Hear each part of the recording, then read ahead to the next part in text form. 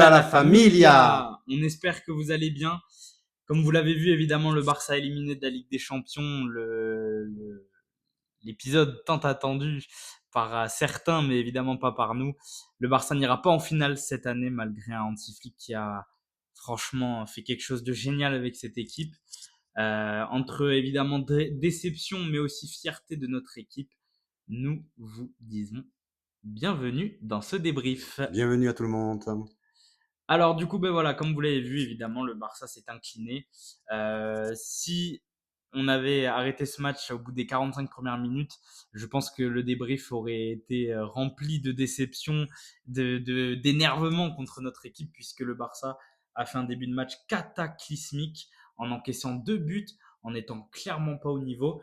Mais par contre, de la seconde période jusqu'à la fin, jusqu'à la dernière minute, le Barça a été le Barça a été le Barça. C'est-à-dire qu'on a eu une équipe exceptionnelle qui a tenté des choses, ben voilà, on a été des guerriers et malheureusement ça l'a pas fait. Ouais, tout à fait, Patou, je te rejoins complètement. Bon, d'abord, il faut souligner que c'était un match absolument magnifique, avec des buts, avec de l'envie, de la rage, des deux équipes, hein. Moi, je tire mon chapeau aux deux équipes, hein.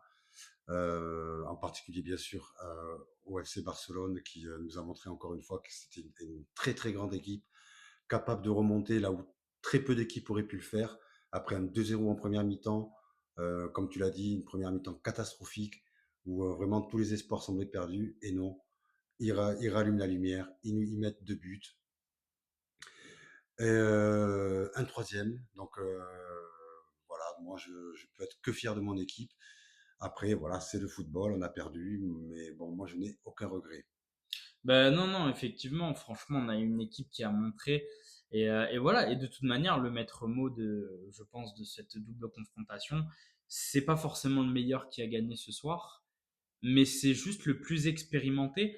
D'un côté, tu as une équipe de flics avec Koubarsi qui a 18 ans, avec Gérard Martin qui est très jeune, avec Lamine Yamal 17 ans, avec Pedri 22 ans, avec Gavi 20 ans, avec voilà que des joueurs en fait qui manquent évidemment d'expérience. Et quand on regarde, pour la plupart, je prends l'exemple de Ferran Torres, je prends l'exemple de Rafinha, je prends l'exemple de Koubarsi, d'Inigo Martinez, de tous ces joueurs-là, c'était leur première demi-finale de Ligue des Champions dans leur carrière. Donc, forcément que le manque d'expérience est là. Et de l'autre côté, tu as un Inter Milan avec Acerbi 37 ans, Ouais, ouais, ouais, ouais, ouais. Bastoni 27 ans, Yann Sommer qui a été exceptionnel, leur gardien 35 ans. Euh, voilà, hein, je peux en sortir encore plein d'autres, hein, les gars. Chanaloglu qui est expérimenté. Enfin voilà, il y a eu que des joueurs expérimentés. Et voilà. Et tu le vois sur des petits détails, sur des fautes et aussi sur l'efficacité. Parce que quand tu regardes l'équipe, le Barça est une équipe efficace. Notre offensivité, elle est là. Donc pour moi, je peux pas dire qu'on a manqué forcément d'efficacité, mais on a manqué d'expérience. C'est-à-dire que les actions de Yamal, les actions de Ferran Torres, les actions, voilà, toutes ces actions qui auraient pu effectivement donner des buts, c'est pas parce que les mecs sont nuls, c'est pas parce qu'il y a un manque d'efficacité, mais un manque d'expérience. Entièrement d'accord avec Quand tu toi, Patou. regardes le dernière minute, la Yamal face à face, tu te dis, mon Dieu, s'il le fait. Mais quand vous regardez, est-ce que la prise de balle est mauvaise? Non.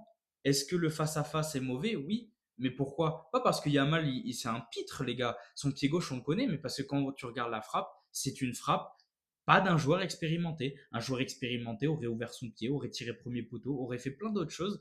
Mais voilà, l'expérience, ça s'apprend avec le temps. Et je pense que, comme je l'ai dit, Flick a construit quelque chose qui peut être légendaire dans les prochaines années. Mm. Il a construit un collectif. Le mental et la cohésion d'équipe se créent dans la défaite, se créent dans les moments compliqués, Absolument, Patou, tu as tout à fait comme la raison. cohésion avec les supporters. Toi, papa, qui découvre cette équipe pour la première fois, pour la première fois, enfin, c'est la première année que tu les suis, et bah c'est pareil. Dans la défaite, tu vas aussi créer différents liens avec cette équipe, différents Absolument. liens avec le supporter que tu peux avoir envers cette équipe, et ça fait partie du foot. On ne peut pas tout gagner, mais voilà, j'ai beaucoup parlé, mais c'était pour voilà montrer que nous, on est très fiers de cette équipe, Ouais, et voilà. On peut pas en vouloir à des joueurs parce qu'ils ont 17, 18 ou 20 ans. non, non, comme tu l'as dit, Patou, effectivement, ce soir, c'est l'expérience qu'a gagné. Mais moi, j'ai rien à rajouter à ce que tu as dit. Tu as très bien résumé tout. La prochaine saison, déjà, ça sera encore différent pour nous. On aura gagné en expérience, on aura appris de nos échecs et on aura gagné en maturité. Donc voilà, j'ai rien à rajouter. C'est l'expérience qui a gagné ce soir. Félicitations à l'Inter. Voilà. Je rajouterai que il n'y aura pas de top et de flop. Non, Pour la simple et bonne raison, en tout cas pour ma part, mais je pense que tu partageras cet avis, c'est que dans une défaite aussi douloureuse comme ça, tu ne peux pas tomber sur un joueur, tu ne peux pas non. désigner un joueur fautif. Oui, Chesney aurait pu être meilleur. Oui, Olmo a coûté le premier but. Oui, Araujo est fautif sur 2 buts. Ok, ça les gars, on peut faire un débat sur 1 heure de, mais ça reste notre famille. Blaugrana, notre famille du FC Barcelone, et on doit être derrière eux. Donc moi les gars, Et on est derrière eux. voilà, bien sûr, je vais pas faire le menteur. Bien sûr que Araujo m'a saoulé, bien sûr que j'ai un avis particulier sur sa performance, mais ça reste un joueur de mon équipe. Donc dès demain, au réveil, ça restera un joueur de mon équipe. Il est hors de question que je dise que je ne le veux plus dans cette équipe. Donc voilà, c'était le petit aparté. Donc il n'y aura pas de top et des flops. Le top, c'est l'équipe. Le flop, c'est l'expérience, peut-être si vous voulez, si on veut vraiment dire un flop. Mais voilà, Antiflick a tenté ce qu'il a tenté. Rien à lui reprocher. Non. Et voilà, et même un par ligne, je peux vous en parler. Chesney quand même a sorti des parades. Euh, Eric Garcia a mis un but. Koubarsi a été exceptionnel défensivement, même si pareil, il y a eu des erreurs. Inigo Martinez, c'est pareil. Gérard Martin critiqué. Il sort une demi-finale masterclass en seconde période. Rafinha, c'est pareil. Lamine Yamal, on n'en parlons pas. Le nombre de fois qu'il est passé, il nous a fait vibrer. Moi, c'est ça que je vais retenir en fait de cette demi-finale. C'est pas forcément la défaite. C'est que moi, un joueur comme Lamine Yamal, il m'a fait monter les larmes aux yeux. Mm, Dès qu'il a pris le ballon, j'ai eu les frissons.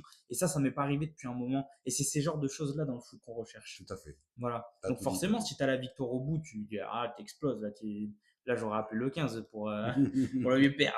Mais non non mais voilà petite blague mais tout ça pour dire que voilà il y a rien à dire. Alors bon durant ce débrief j'ai beaucoup pris la parole mais c'est aussi parce que je suis plus habitué que toi des fêtes du Barça, des moments douloureux.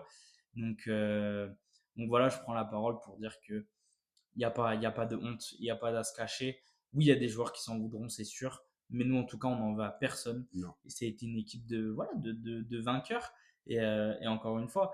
Et bien sûr qu'à la fin de la saison, les haters diront que le Barça n'est pas en Ligue des Champions. Mais peut-être qu'à la fin de la saison, on aura quand même un triplé avec une Liga, une Super Coupe et une Coupe d'Espagne.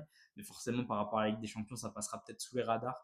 Mais voilà. c'est pas grave. Tu as tout dit, t'as Franchement, tout dit. J'ai rien à rajouter. je pense pas qu'on va faire un débrief plus long que ça Non, de la physio de mini-match, mais comme on l'a dit, hein, les gars, franchement, il y a vraiment rien à dire. Juste un Inter qui a été clinique sur les 2 rencontres et le Barça qui a manqué d'expérience. Je pense que c'est vraiment ce qui résume absolument ce match. On peut rien dire d'autre. voilà. Voilà, les occasions manquées par le Barça, c'est un manque d'expérience. Les occasions créées par l'Inter, c'est de l'expérience. Terminé. Donc voilà. En tout cas, évidemment, forcément, on est déçu. Hein, on va pas non plus célébrer ça. On va avoir quelques jours pour s'y remettre. Et évidemment, vous le savez, si dimanche prochain 16h15 nous battons le Real Madrid en Liga, eh ben, nous aurons la Liga en poche et nous aurons acté le triplé. Espérons surtout que les joueurs, ça ne les ait pas trop impactés pour ce qui arrive parce qu'il faut rester concentré quand même. En tout cas, voilà, un bravo aux 2 équipes. Bravo à notre équipe du Barça, papa. Bravo, ouais, tout à fait. Très fier d'eux. Et voilà, on va les laisser là. Ouais. On espère que vous n'êtes pas trop déçus, faut pas l'être en tout cas. Les gars, c'est que du foot, ça reste du bonheur, ça reste des très bons moments de partage. Et en attendant, Visca Barça!